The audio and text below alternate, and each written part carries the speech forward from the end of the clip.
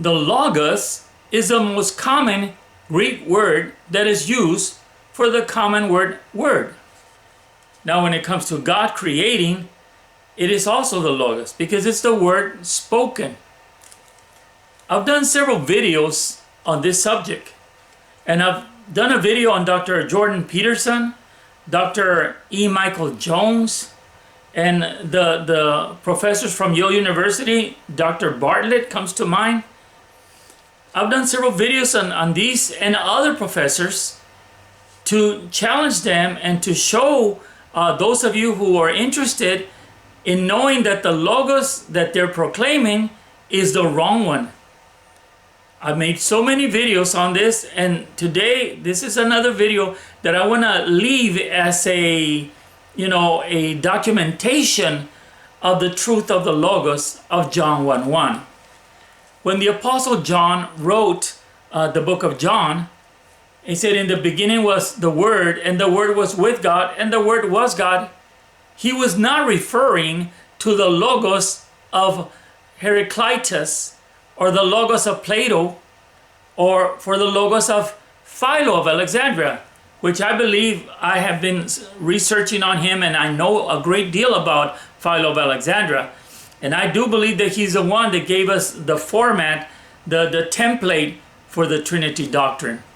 And I really want people to learn this, because even to this very day, there's so many people lying or ignorantly teaching that the logos of John 1:1 is the logos of Plato or Heraclitus or Philo.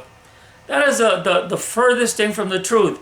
And these doctors of theology, doctors of divinity, and doctors of philosophy don't know what they're talking about.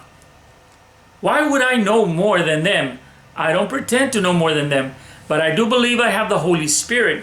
And as I pray and seek the will of God, the Holy Spirit shows me that these men are not being guided by the Holy Spirit, but by their own intellectual wisdom. And philosophy, Greek philosophy for that matter, is one of those things that these people love. All these professors, the Roman Catholic Church, and all these people that teach on the Trinity doctrine love to teach that the logos is the logos of philosophy, Greek philosophy. And that is not true. Let me ask you a question. The Bible says in John chapter 1 that the Word was made flesh. The logos was made flesh. Does this mean that Jesus, the Son of God, was made flesh? Or does it mean that the Word of God spoken by God Almighty was made flesh and became Jesus Christ? Which one is it?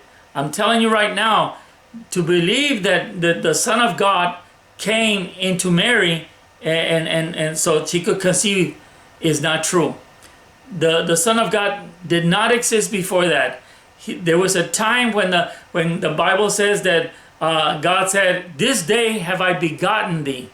So to say that Jesus existed prior to that, the pre-existent Christ, is a lie. It's a false teaching that many people are telling the world that this Logos pre-existed, Jesus pre-existed. Not true. Jesus pre-existed before, but not as the Son. He pre-existed as God Almighty, the Father. There is no other teaching in the Bible but this, that God created all things by himself. Look at the Isaiah 40s and onward, and you'll see that God created all things by himself.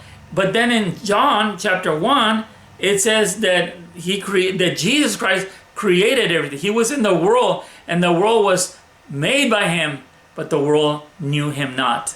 So the Bible is clearly teaching something very special here, and it is not Greek philosophy. I did this video, I'm doing this video so that you can understand, and those of you who understand, I praise God for you, but there are so many people that are being misled today thinking that this Logos is the Greek Logos of Heraclitus. No, the Logos that John spoke about is the most common Greek word. It is mentioned more than 200 times in the New Testament. And I'm telling you right now, it was used real simple. For example, where it says, preach the word in season and out of season. It says preach the Logos in season and out of season.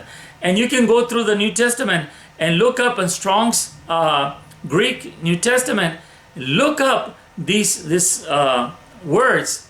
Look up these verses that contain the word Logos, and you'll be astonished that it never mentions a pre-existent Christ or a divine person. No, it's always the common Greek word for word.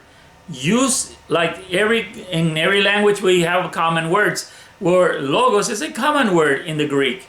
So John was not teaching Greek philosophy, or he didn't grab from Greek philosophy to teach the philosophers. That's a lie. All these university professors, I really pray that their eyes will be open to the truth of God's word, which is that the Bible, especially the New Testament, does not accept Greek philosophy.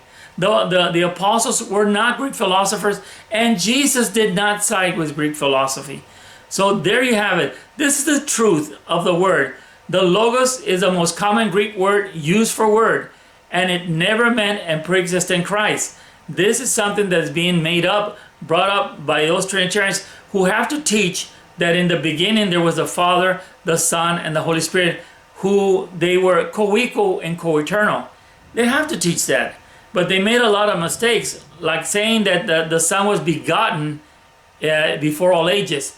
That's a big mistake that's been done by the creeds.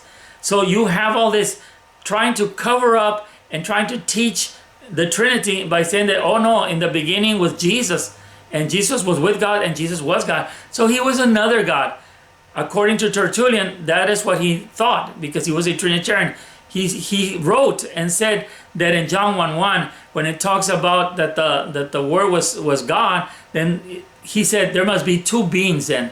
There must be two gods then, because that's what John 1:1 is saying, according to Tertullian and so many of the apostolic and ante-Nicene fathers.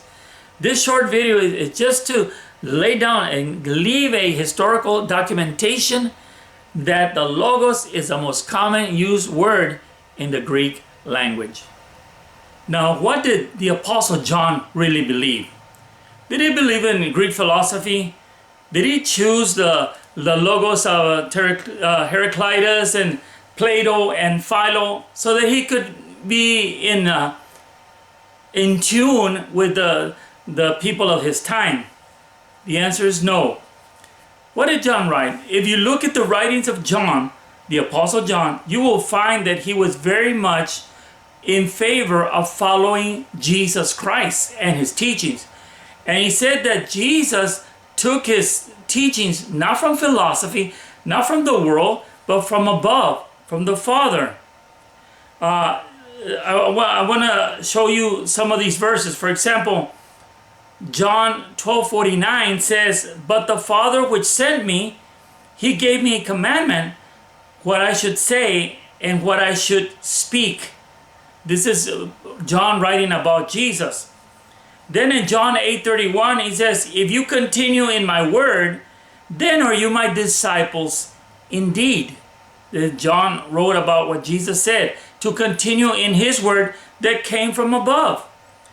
And then also, it says in John 15:7, "If you abide in me, and my words abide in you, you shall ask what you will, and it shall be done unto you." So the whole teaching behind the Apostle John was to follow Jesus and the spiritual doctrine, the doctrine that came from heaven, not from the world, not from the wisdom of the world, not from men who think that they know it all when they don't know anything. Then in 2 John 10, we have one of the strongest cases where John writes, if there come any unto you and bring not this doctrine, receive him not into your house, neither bid him Godspeed. John goes all the way, the Apostle John goes all the way to say that if anyone comes to your house and does not have the doctrine of Christ, don't even receive them. Don't even bless them. Why was John writing this? Because it was important for the early church to keep the doctrine of Christ intact. Not to add or take away, but to teach only the gospel of the first century, not the perverted, corrupted gospel of the second, third, and fourth centuries, where men were putting in their own ideas, their own Greek philosophy, their own Stoic ideas, on and on. These men thought they were intelligent when they were very wrong to add to the words of Christ. So I'm telling you, these university professors of today, modern university professors, do not know what they're saying, and they are certainly very ignorant of the words of Jesus Christ and the Apostle John.